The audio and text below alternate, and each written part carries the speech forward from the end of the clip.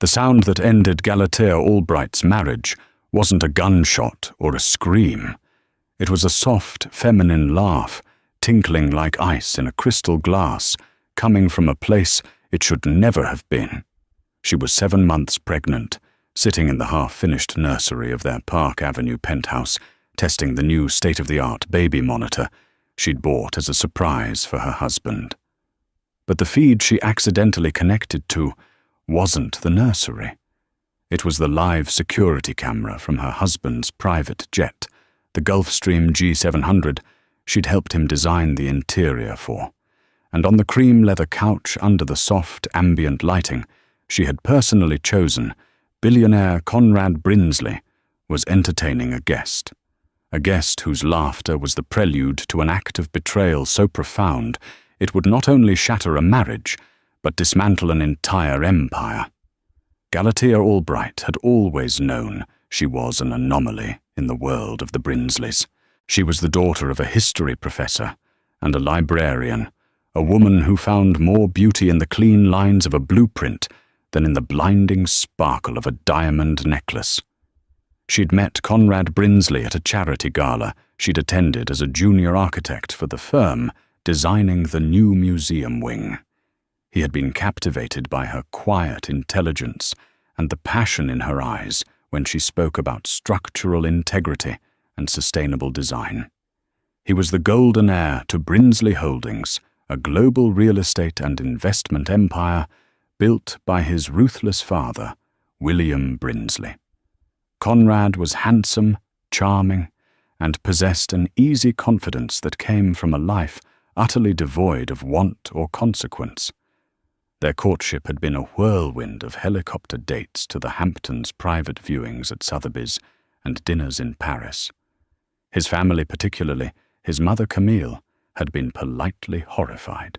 In their eyes, Galatea was a commoner, a pretty but ultimately unsuitable accessory for their prized heir. They saw her master's degree from MIT not as an achievement, but as a quaint little hobby. The prenuptial agreement they'd pushed on her was thicker than a phone book, a document designed to remind her with every clause that she was a guest in their world, not a stakeholder. She signed it without argument, believing Conrad's love was the only asset she needed. For 5 years she played the part. She hosted flawless dinner parties, chaired the right charities, and learned to smile through the thinly veiled condescension of Camille and her circle of society swans. She loved Conrad, or at least the man he was when they were alone, away from the crushing weight of his legacy. She became his quiet confidant, the one person he could show a sliver of vulnerability to. He was obsessed with stepping out of his father's shadow, and his magnum opus was to be the Helios project, a colossal, multi-billion-dollar mixed-use development on the west side of Manhattan. It was to be his legacy, a glittering testament to his vision. Galatea, with her trained eye, had tried to be a part of it.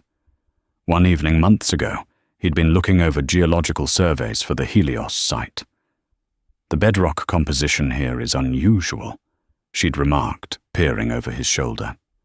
"This much schist and marble interlayering, especially with the proximity to the river.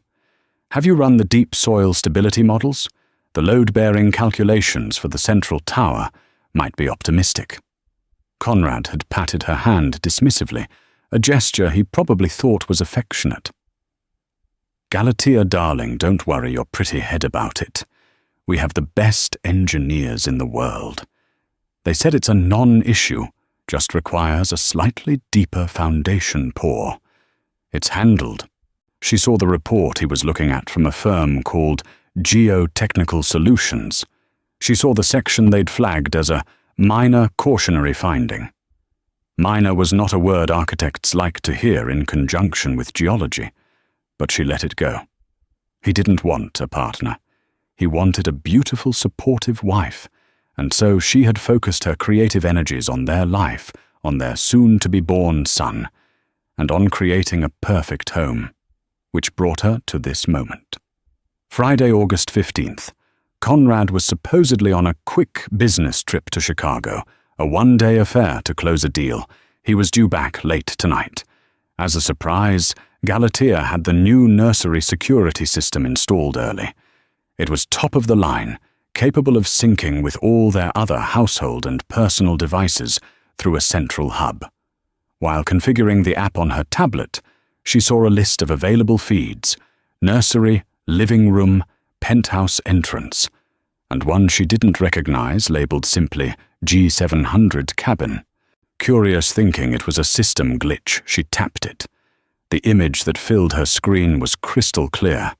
It was the interior of their jet, unmistakable. Conrad was there, his tie loosened, a glass of whiskey in hand. He wasn't alone. Across from him, curled into the plush leather, was a woman Galatea recognized instantly, Katerina Volkov, a Russian heiress whose family was as notorious as they were wealthy. She was a fixture in the society pages, known for her sharp beauty and even sharper ambition. She and Conrad were from the same tribe, the one Galatea could only ever visit. Galatea felt a cold stone drop in her stomach. Maybe it was a business meeting. A very, very casual one. She muted the sound from the television playing in the background, her hand trembling as she increased the volume on the tablet. William is being impossible about the budget for the spire. Conrad was saying, his voice a low grumble. He doesn't understand that aesthetics are everything. The Helios project has to be a monument. Katerina laughed, the very sound that would become the soundtrack to the end of Galatea's world. Darling, your father only understands leverage and power. Just show him the numbers from the foreign pre-sales. He'll fold. She reached out her long, lacquered nails, tracing the line of his jaw. Besides, you have more persuasive talents. Conrad leaned in, capturing her hand and kissing her palm. Is that so? You convinced me, didn't you? Katerina purred, her voice dropping to an intimate whisper. And after all that talk about your delicate, pregnant little wife at home. The words hit Galatea like a physical blow. She couldn't breathe. Delicate, pregnant little wife. The description was so dismissive, so utterly contemptuous. It was how his mother spoke of her. It was how they all saw her. A fragile incubator for the next Brinsley heir. She watched, frozen in a rictus of horror, as Conrad leaned forward and kissed Katerina. It wasn't a fleeting peck. It was a long, slow, hungry kiss filled with a familiarity that spoke of months, not moments. He was not on his way to Chicago. The tablet's location data for the G700 feed showed it sitting on a private tarmac in Teterboro, New Jersey, having never left. The lie was as brazen as the infidelity. The world tilted. The soft grey paint of the nursery walls seemed to close in on her. The tiny assembled crib in the corner, a symbol of her most profound joy, now looked like a cage. Every shared laugh, every tender touch, every promise Conrad had ever made replayed in her mind, now tainted and grotesque. He hadn't just cheated. He had mocked her condition and the life they were supposed to be building. He had reduced her to an obstacle, a delicate thing to be managed while he lived his real life. The shock lasted for exactly 90 seconds. Then something inside her, something forged in the competitive fires of architecture school and hardened by 5 years of Brinsley condescension, snapped into place. The grief was there, a howling vortex in her chest, but it was immediately encased in a sheath of ice-cold, crystalline rage. She didn't cry, she did not scream. Her mind, trained to see stress points and structural flaws, saw her entire life as a faulty building that needed to be demolished. She stood up her hand, protectively on her swollen belly. This was no longer just about her. It was about the child she was carrying, a child who would not be raised in a world of lies and disrespect. She looked at the tablet, at the man she thought she knew, and felt a strange and terrifying clarity. He saw her as delicate, He was about to find out just how wrong he was. The house of Brinsley had a fatal flaw, and she was going to be the one to bring it down. Galatea moved with the preternatural calm of a surgeon before a critical operation. The hurricane of emotion was contained, channeled into pure, methodical action. She walked out of the nursery, closing the door softly behind her, as if to shield the room from the contamination of what was to come. She went into their master bedroom, a vast space of muted tones and floor-to-ceiling windows overlooking Central Park. It was a beautiful prison, and she was about to stage the most audacious escape in its history. She didn't pack a suitcase. That was what fleeing victims did. She was not a victim. She was an executioner. Instead, she walked to her private safe, hidden behind a minimalist painting. She entered the code and retrieved her personal documents, her passport, her original birth certificate, and a hard drive. This drive was her secret ledger, containing copies of every document she had ever signed related to the Brinsleys, including the infamous prenup, along with her own financial records and architectural portfolios, a life separate from the one they had curated for her. Next, she made 2 phone calls. The first was to Lena Petrova, her best friend from college. Lena was a fiercely loyal, brilliantly pragmatic journalist who had always viewed the Brinsleys with a healthy dose of suspicion. Lena Galatea said, her voice even and steady, betraying none of the chaos inside. "I need a favor. A big one." "Galatea, what's wrong? You sound strange." "I'm leaving Conrad. I need a place to disappear for a while. No questions, just a key and an address nobody knows." There was a stunned silence then. "My brother's old apartment, Tribeca. He's in Singapore for 6 months. It's empty. I'll meet you there in an hour. Galatea, are you okay?" "I will be." Galatea said, the certainty in her own voice surprising her. "I'll text you when I'm on my way." The second call was to a number she had been given by her father years ago for a rainy day. It was the direct line for Miss Harriet Shaw, a legendary divorce attorney known in New York legal circles as the Shark in Chanel. She was notorious for dismantling the fortunes of arrogant husbands. "Harriet Shaw." The voice was brisk, no nonsense. "Miss Shaw, my name is Galatea Albright. My father, Professor Robert Albright, said I should call you if I ever needed the best. I need the best." There was a brief pause.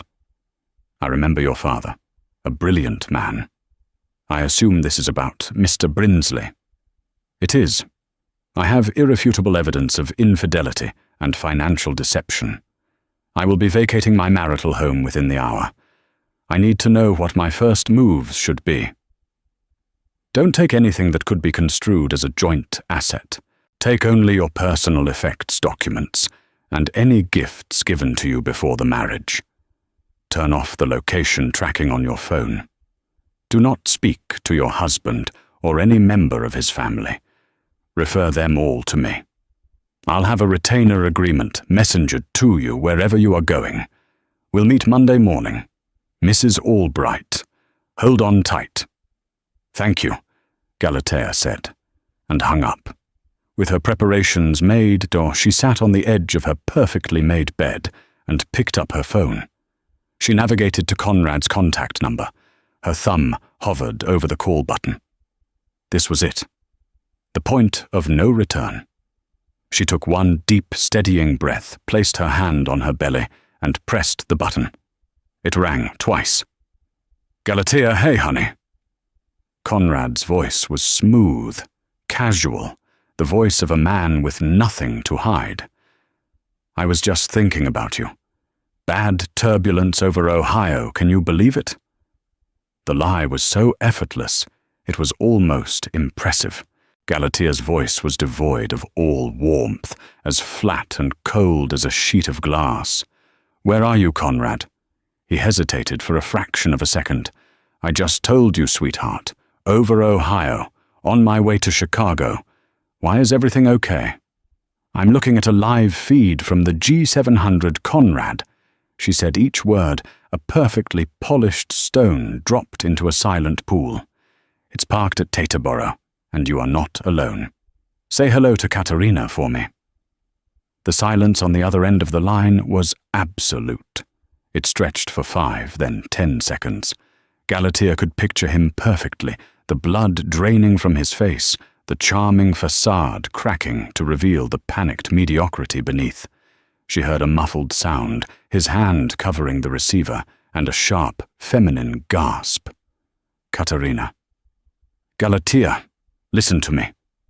He finally stammered, his voice tight with panic. It's not what it looks like. It's a misunderstanding. Katerina and I were we were discussing a business deal. A business deal. Galatea repeated, her voice dripping with scorn. Is that what you call it when your tongue is halfway down her throat? Was it business when you referred to me as your delicate, pregnant little wife? Another choked silence. He was caught, utterly and completely. Baby, please, he pleaded, the arrogance replaced by a desperate wheedling tone she found repulsive. Let me come home. We can talk about this. We can fix this. Don't do anything rash. Think about the baby. Oh, I am, she said, and for the first time, a sliver of her monumental fury broke through the ice. I am thinking of nothing but this baby, which is why this is the last conversation you and I will ever have without lawyers present. What, Galatea, don't be ridiculous. He snapped, his fear now turning to anger. You can't be serious. Our life, our family. We don't have a family, she cut him off. We have a business arrangement that has just been terminated. You have breached every contract, spoken and unspoken. Consider this your official notice. You can't divorce me. He almost laughed, a hysterical, unbelieving sound. Galatea, have you forgotten the prenup you'll walk away with next to nothing? You'll be ruined. It was his final fatal mistake. The threat. The assumption that money was the only thing that mattered, the only weapon in his arsenal. Galatea actually smiled, a cold, grim curve of her lips. Conrad, she said, her voice now dropping to a near whisper, a tone of finality that chilled him to the bone. You built our life on a foundation of lies. I, on the other hand, am an architect. I know a thing or two about foundations. And I know that yours is fatally flawed. You're about to find out what it's like when everything you've built comes crashing down around you. Have your lawyer call Harriet Shaw. She hung up. She didn't block his number. She simply silenced it. Within seconds it began to vibrate incessantly. Conrad calling, then a text, then another, then a call from Camille Brinsley, then his father William. She ignored them all, slipping the phone into her purse. She stood up and took one last look around the opulent bedroom. It was no longer her home. It was a museum of a dead marriage. With a final deep breath, she walked out, leaving her keys on the marble console in the foyer. The heavy door clicked shut behind her, the sound echoing like a gavel falling on the end of an era. Galatea Albright, the billionaire's wife, was gone.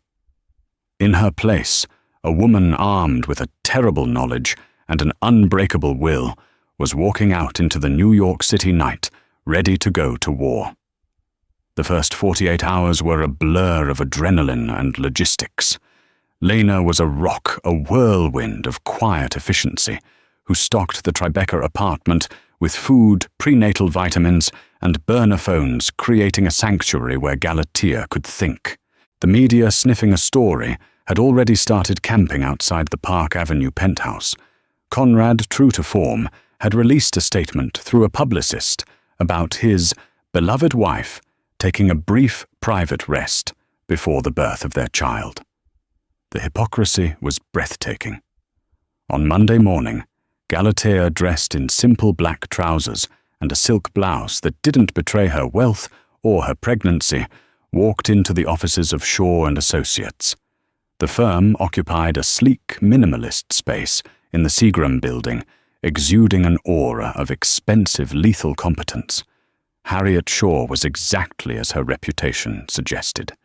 In her late 50s, with sharp grey eyes and a presence that could curdle milk, she commanded the room from behind a vast mahogany desk. She listened without interruption as Galatea laid out the story, her narrative precise and unemotional. She presented a thumb drive containing the screen-recorded video from the jet's security feed. "The video is damning," Harriet said, her expression unreadable. "It's a clear violation of the infidelity clause. However, the Brinsleys will fight it. They will say it was a momentary lapse, and they will try to bury us in litigation until you are exhausted and broke." "The prenup is ironclad," she continued, pulling up a copy of the document on a large screen. "It essentially caps your settlement at a one-time payment of $5 million plus child support determined by the court. They'll give you that just to make you go away quietly." "I don't want to go away quietly," Galatea stated, her voice firm. "And I don't care about the $5 million. It's an insult." Harriet raised an eyebrow. "Then what do you want, Mrs. Albright?" "I want to ruin him." Galatea said the words, stark and brutal, in the quiet office. "Not emotionally, financially. I want to dismantle the project that matters more to him than his wife or his child. I want to take down the Helios project." For the first time, Harriet Shaw looked genuinely intrigued. She leaned forward, her sharp eyes boring into Galatea. "That's a bold ambition. Brinsley Holdings is a titan. How do you propose to do that?" This was the moment. Galatea opened her briefcase and took out a thick binder. For the past 2 days, while the world thought she was weeping into her pillows, she had been working. She had retrieved her old academic logins, accessed geological databases, cross-referenced city planning archives, and used her knowledge of architectural software to run preliminary models. "Conrad and his father see the Helios site as a gold mine. I see it as a catastrophe waiting to happen." She began. She opened the binder to the geotechnical solutions report Conrad had dismissed. They flagged this section on schist and marble interlayering as a minor issue. It's not. The specific type of schist on that site, the Manhattan schist, is notoriously unpredictable when subjected to the kind of deep earth drilling and immense concentrated pressure a super-tall skyscraper requires, especially when it's adjacent to a fault line, however minor and saturated by groundwater from the Hudson.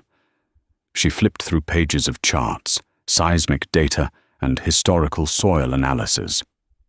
Their solution was a deeper foundation pour. That's like putting a Band-Aid on a gaping wound.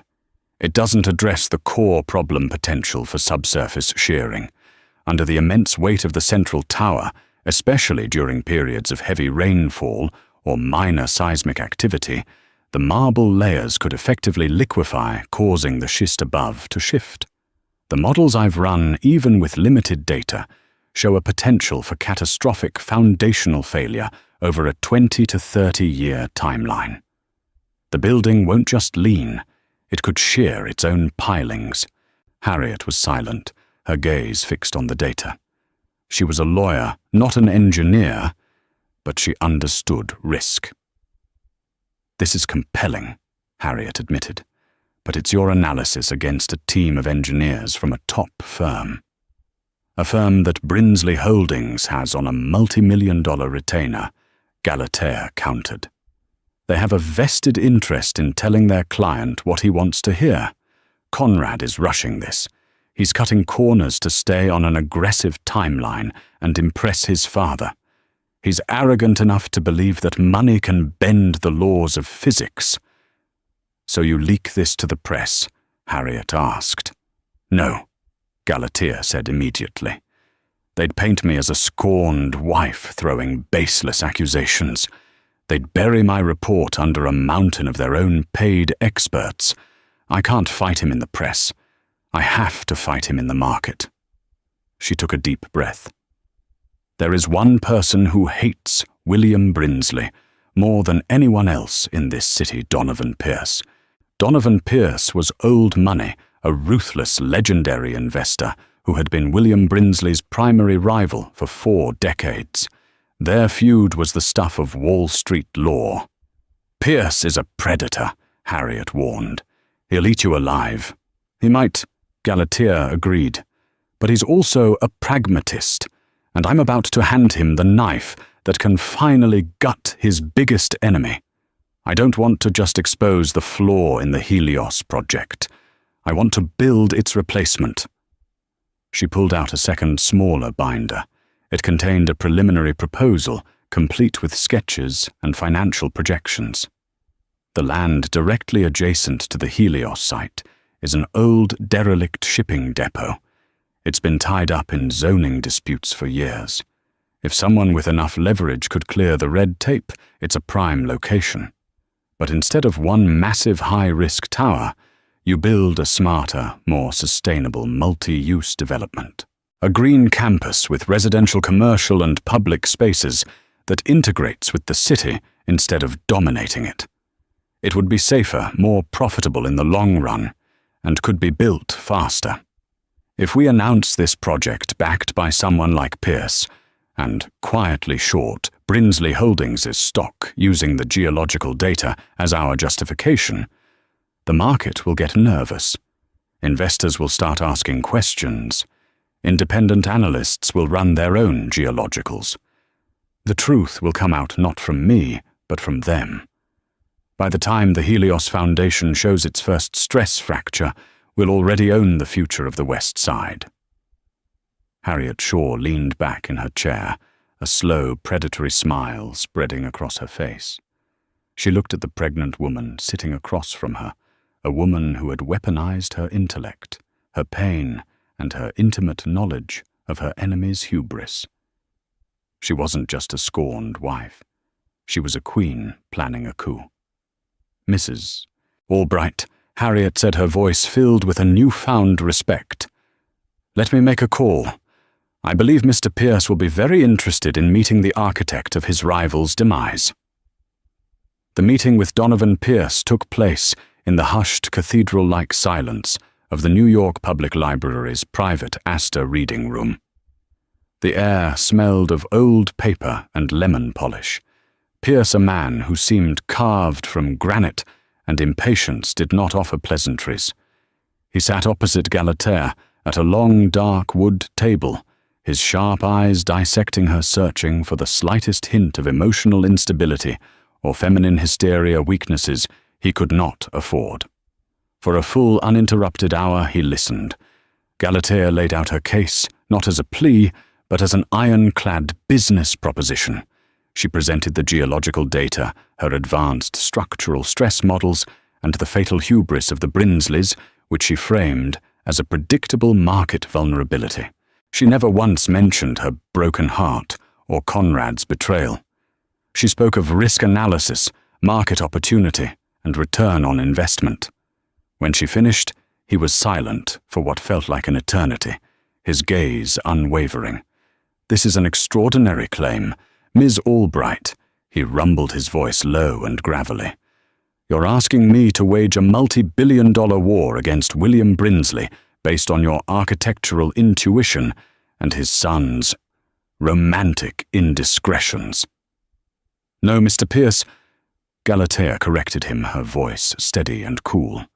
"I'm asking you to trust in physics greed and a lifetime of observing your rival's fatal flaw, his ego. William Brinsley cannot and will not ever admit he is wrong. When challenged, he will not retreat and re-evaluate. He will double down, and that is where we will break him." She pushed a second, slimmer binder across the table. "This is the Argent Project.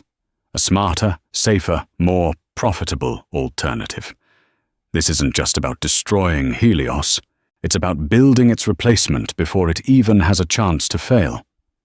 He opened the binder, his eyes scanning the elegant renderings and the ruthlessly efficient financial projections. He saw it all, the genius of the design, the precision of the strategy, and the sheer audacious scope of her ambition. He saw the knife she was offering him, perfectly shaped to fit between William Brinsley's ribs. A slow, predatory smile, the first sign of warmth she had seen from him, spread across his face.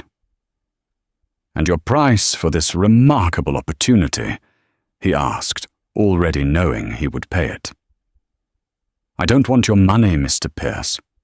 I want a seat at the table," she declared. 10% equity, full architectural and operational control as CEO. I'm not just giving you the weapon. I'm going to be the one to wield it." He looked at her, then truly looked at her, and saw not a scorned wife, but a queen leading a coup. He extended a large, weathered hand across the table. "Ms. Albright," he said, the smile turning into a grin. "Welcome to the game." The weeks that followed were a blur of controlled chaos. Ethelred Developments was born its name, a subtle nod to an old English king, Ethelred the Unready, who was perpetually underestimated by his enemies to their ultimate peril. Galatea, now 7 months pregnant, moved with the ferocious energy of a woman with a finite amount of time. She assembled a lean, brilliant team of industry outsiders and hungry young talents who were drawn to her vision and the chance to take on a titan. Pierce's machine worked in the background, clearing political and financial hurdles with breathtaking speed. The derelict shipping depot was acquired, permits were fast-tracked, and a formidable war chest was amassed. Ethelred Developments announced the Argent project at a sleek, heavily publicized press event. The architectural world was stunned by the elegance and innovation of the design. The financial world was electrified by the bold, direct challenge to Brinsley Holdings, backed by the legendary Donovan Pierce. The Brinsleys' public reaction was a performance of theatrical disdain. William Brinsley told a reporter it was a desperate and rather pathetic move by a disgruntled party. Conrad, in an interview with the Wall Street Journal, delivered the line that would come to haunt him. "The Argent project is a quaint, uninspired sideshow. My wife, my ex-wife, is a talented woman, but she is an architect, not a developer. This is a sad, desperate attempt to remain relevant." His condescension was a gift. He had publicly underestimated her, framing the battle as one between an emotional woman and a powerful man. It was a narrative Galatea would methodically dismantle brick by brick. The war was fought on 2 fronts. The first was the earth and steel of the West Side. Galatea was a constant presence at the Argent site, her pregnant belly prominent beneath her hard hat. She commanded the respect of the construction crews and engineers because she knew their language understood the load-bearing capacity of a steel beam and could read a complex schematic as easily as a novel. Her site was a model of order and cutting-edge technology. Drones monitored progress, safety records were impeccable, and morale was high. It stood in stark, silent judgment of the Helios site next door, from which rumors of chaos cut corners and rising tensions had already begun to leak. The second front was the sterile, airless conference room of the depositions. Conrad's legal team, led by the smug Robert Geller, tried to break her. They subjected her to grueling 10-hour sessions, probing into the most intimate details of her marriage, trying to paint her as a manipulative gold digger. Conrad was forced to sit there through it, all his face a mask of simmering fury. During one particularly brutal session, Geller leaned forward.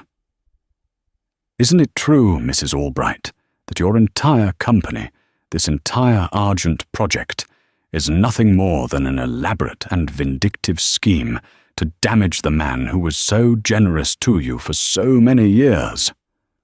The room was silent.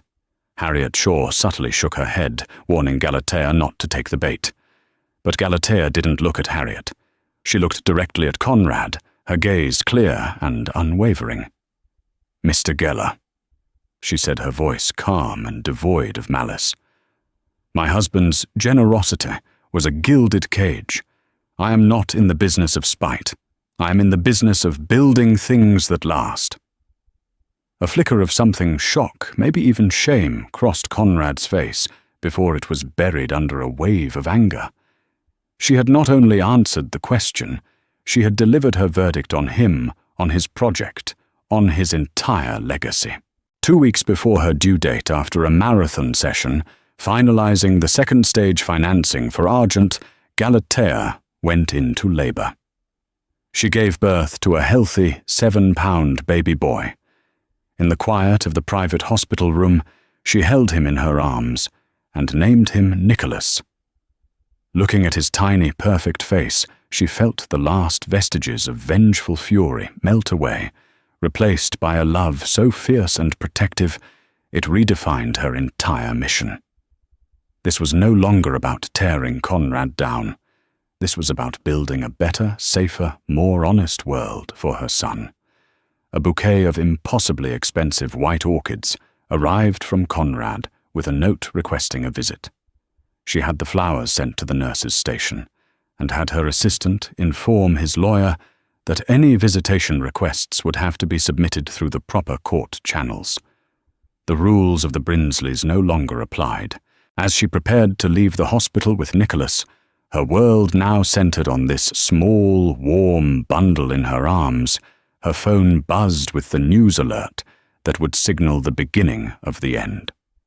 The independent insurance report had been released. The first undeniable crack had appeared in the foundation of the House of Brinsley, and Galatea, holding her son, knew she had already built her own on solid rock. The first domino fell not with a crash, but with the quiet, authoritative weight of a published report. Galatea was in a weekly planning meeting, reviewing thermal imaging data from the Argent project's curtain wall installation, when a discreet notification lit up her tablet. It was a lead story from the Wall Street Journal, Helios Project Insurability, questioned after damning geological survey. Her breath hitched. She calmly excused herself, stepped into her private office, and read the article, her heart beating a steady, heavy rhythm against her ribs. It was all there. A small independent firm, hired by a nervous consortium of insurance underwriters, had refused to sign off. The report cited significant and alarming subsurface instability and a high probability of long-term foundational shearing. They demanded a complete halt to construction and a foundational redesign that would take at minimum a year and cost hundreds of millions. A cold, clean wave of vindication washed over her. It wasn't triumph or glee. It was the quiet, profound satisfaction of a mathematician seeing a complex proof finally resolve. She had been right. Physics and geology, the immutable laws Conrad believed he could bend with money, had rendered their verdict. The Brinsleys' response was swift and apoplectic. William, his face a mask of puce rage, held a televised press conference.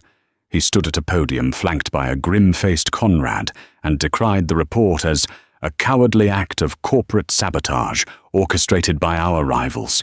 He called the surveyors hired guns and announced with a defiant roar that Brinsley Holdings was so confident in the project that he was not only accelerating the construction timeline, but was also personally guaranteeing the initial bonds. "The vultures are circling," he spat into the microphones, "but the House of Brinsley is not so easily brought down." Watching the broadcast from her office, Galatea felt a chill. She saw the desperation behind the bravado. He was doubling down on a losing hand, fueled by pure ego. Beside him, Conrad looked pale and strained his eyes, darting nervously. The easy confidence was gone, replaced by the haunted look of a man beginning to understand that the ship was sinking. While they were shouting at the world, Galatea sent a single calm directive to her own project manager. Maintain all safety protocols. No rush. We build it right, or we don't build it at all. The contrast between the two sites became a running story in the city's media. The Helios site was a frantic, chaotic hive of activity, running 3 shifts a day. News reports began to surface about union complaints and safety violations. Meanwhile, the Argent project site was a model of calm efficiency. Drones zipped through the air, monitoring progress. Robotic welders worked with tireless precision, and every stage was meticulously documented and signed off. Galatea's company was celebrated for its transparency and innovation. The Forbes feature, The Architect of Change. How Galatea Albright is remaking the Manhattan skyline and rewriting the rules. Solidified her new public identity. She deftly sidestepped questions about her divorce, redirecting every interview back to the principles of sustainable design and ethical business. She was no longer just a wronged wife.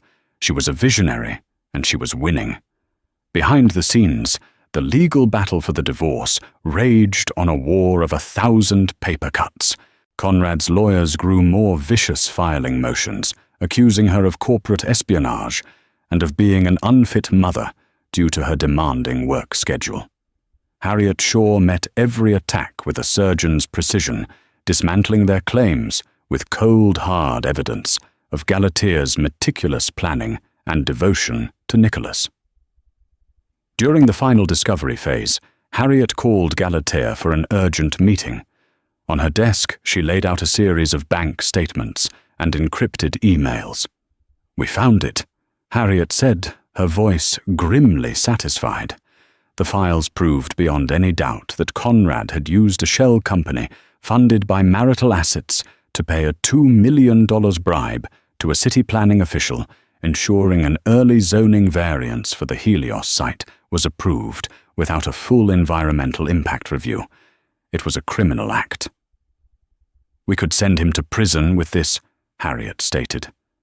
Galatea looked at the evidence of his corruption, the sheer arrogant carelessness of it all.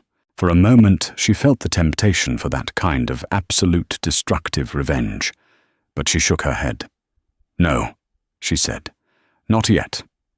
We hold it. Let his own arrogance be the cause of his downfall. We'll only use this if we absolutely have to." It was her trump card, a loaded gun held in reserve, and its silent, unseen pressure was more powerful than a public accusation. The end came on a rainy Tuesday in late spring, the sky the color of wet concrete. Under immense pressure from his father, Conrad had ordered the main foundation pour for the central tower to proceed, despite the torrential rain, a reckless move that saturated the already unstable ground. Just after 3 p.m., a section of the massive excavation wall, unable to bear the pressure of the rain-soaked earth and the vibrations from the convoy of cement trucks, gave way. With a horrifying groan of shearing metal and collapsing soil, 1,000 tons of mud and shoring material slumped into the construction pit. It wasn't the cataclysmic failure of the tower itself, but it was the material proof of the site's instability. A few workers were injured, but miraculously no one was killed. The effect, however, was lethal. City inspectors swarmed the site, issuing an immediate and indefinite stop work order. OSHA launched a federal investigation. The news footage of the partial collapse of ambulances and frantic workers played on a loop on every news channel. It was the physical manifestation of every warning. For the market, it was the final fatal signal. The stock, already teetering, went into absolute freefall. A major European investment bank, spooked by the disaster and the now uninsurable nature of the project, called in its 9-figure loan. It was a margin call Brinsley Holdings over-leveraged and hemorrhaging cash could not meet. The panicked sell-off began. In a single brutal afternoon of trading, 40% of the Brinsley Empire's value vanished. Billions of dollars, decades of legacy, evaporated into the ether. From across the city, Donovan Pierce's traders watched the bloodbath and began to close their massive short positions, executing one of the most profitable trades in the firm's history.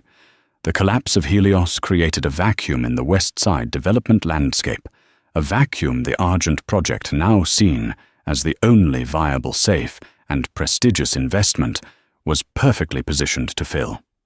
Its own valuation didn't just rise, it exploded. Galatea wasn't watching the stock ticker. She was in the nursery she had once sat in while her world fell apart. The room was now filled with warmth and life. She was rocking Nicholas, humming a soft lullaby, when her personal phone buzzed on the nightstand. It was a text from Harriet Shaw. "Check the news. It's over." A few days later, a courier delivered a final package from Harriet's office. Inside were 2 envelopes. The first was thin. It contained the divorce settlement check for $5 million, the exact amount stipulated in the prenup Conrad had once wielded as a threat. It felt flimsy, almost weightless in her hand. The second envelope was thick and heavy. It contained the certified third-quarter valuation of Ethelred Developments and a statement of her 10% equity stake. Following the collapse of Helios, her share was now conservatively valued at $1.2 billion. She stared at the 2 documents, side by side. One was the price of her silence, an insult disguised as a settlement. The other was the fruit of her voice, her vision, her relentless work. She picked up a pen, endorsed the back of the $5 million check, and slipped it into a new envelope. The next morning, she had it messengered with no return address to a non-profit foundation that provided pro bono legal services to women and children leaving abusive homes. It was the last piece of Brinsley money she would ever touch. Her wealth was not theirs to give. Her fortune was her own, built from the ashes of their lies. A year clicked past each day, laying another layer of solid ground over the fault line that had once split Galatea's life in 2. The Argent project, once a blueprint born of fury, was now a celebrated reality of glass and green steel, a rising testament to sustainable design on the Manhattan skyline. It was lauded in architectural journals and studied in universities. Galatea Albright's new life settled into a rhythm that was both demanding and deeply peaceful. Her days were a carefully conducted symphony of contrasts, high-stakes negotiations with investors in the morning, followed by afternoons spent on the floor of her spacious, sunlit apartment, patiently guiding Nicholas's chubby fingers as he tried to stack wooden blocks. She was CEO, architect, and mother, and she wore each hat with a quiet, earned confidence. The news of the Brinsleys' continued decline reached her not as a triumphant roar, but as a distant, fading echo. She'd see headlines on her newsfeed while waiting for a coffee. Brinsley Holdings sells off flagship hotel portfolio to cover debts, and would feel a flicker of something, not joy, but a kind of clinical detachment, like reading a case study from a history book. William Brinsley, the patriarch who had once looked at her as if she were dirt on his shoe, had been unceremoniously ousted from his own board and had retreated into a bitter, self-imposed exile in his Hamptons estate. Conrad, she heard through the legal grapevine, was trapped in a purgatory of civil litigation from furious Helios project investors. The district attorney's office was slowly, methodically building a criminal case around the bribery charges. The golden heir was now a pariah, his name a cautionary tale whispered at the galas he could no longer attend. His easy charm had curdled into a permanent scowl, seen only in paparazzi photos of him leaving his lawyer's office. Their former Park Avenue penthouse, a place she once thought of as the pinnacle of her life, had been sold at a loss to a tech billionaire. Galatea felt no satisfaction in this, only a profound sense of finality. Their world and the man who ruled it had simply ceased to be relevant. She saw him one last time on a grey Tuesday in November. A sudden cold rain had begun to fall, and she ducked into a small, unassuming cafe in the West Village to escape the downpour, her mind preoccupied with a structural equation for a new project. The cafe was warm and smelled of roasted coffee beans and wet coats, and there he was, sitting alone in a corner booth, staring into a ceramic mug with both hands wrapped around it as if for warmth. For a disorienting second, she didn't recognize him. He was just a man hollowed out and weary, swimming in a suit that was well made, but hung on him now a size too big for his diminished presence. Then his eyes lifted, scanning the room with a dull listlessness, and they met hers. The jolt of recognition was instantaneous, a cold spark, but the panic and fear that his face once inspired were gone. All she saw was the ruin. The arrogant glint in his eyes had been replaced by a haunted, exhausted bitterness. He looked at her, and his face cycled through a decade of emotions. In a few seconds, a flash of his old, reflexive anger, followed by the deep, crushing weight of regret. And finally, a look of raw, bewildered awe. He was looking at her, not as the wife he had betrayed, but as the force of nature that had dismantled his universe. Galatea stood frozen for a moment, the bell above the door tinkling softly as another customer entered. She could have turned and walked out. She could have approached him. She could have said any of the 1,000 cutting things she had once rehearsed in the dead of night. Instead, she felt a strange and absolute calm settle over her.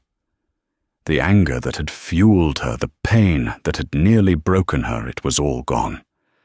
In its place was not a void, but a profound and immovable peace. The man in the booth was not her great enemy. He was simply a stranger, a ghost from a life that no longer belonged to her. She gave him a slow, almost imperceptible nod, not of forgiveness, but of acknowledgement. A final closing of a chapter. Then she turned her back on him, walked to the counter, and ordered her latte. She didn't look back as she waited, didn't check to see if he was still watching.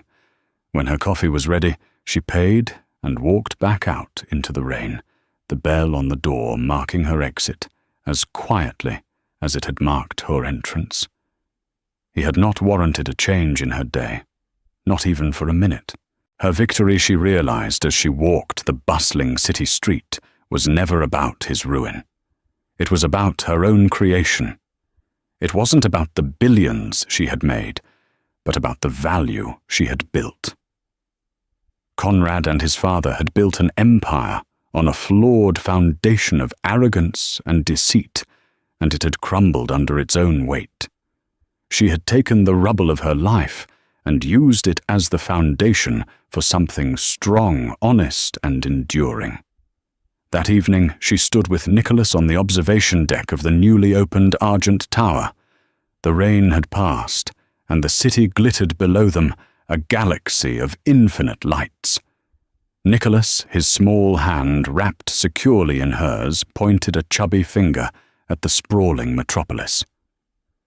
Looking out at that breathtaking view, a view she had earned with her mind and her will, Galatea understood the truth of her journey. She hadn't just escaped the gilded cage. She had redesigned the world around it, crafting a new skyline on her own terms. The best revenge she knew now wasn't just living well. It was building a legacy so magnificent that the man who wronged you becomes nothing more than a forgotten footnote in your own incredible story. Galatea's story isn't just about revenge against a cheating husband. It's a powerful testament to the strength that lies within us when we are most broken. It's a story about recognizing that your true value is not determined by who you marry or the name you carry, but by your own intellect, your own integrity, and your own will to build. She transformed her deepest pain into her greatest power, proving that a woman underestimated is the most formidable force in the world. She didn't just get rich. She got even by becoming everything they said she couldn't be: a leader, a visionary, and the architect of her own destiny. If her journey from a betrayed wife to a self-made titan inspired you, please hit that like button to show your support. What part of her story resonated with you the most? Let us know in the comments below. And don't forget to share this video with someone who needs a reminder of their own strength. For more incredible stories of resilience and empowerment, make sure you subscribe to our channel and turn on notifications. You won't want to miss what's coming next.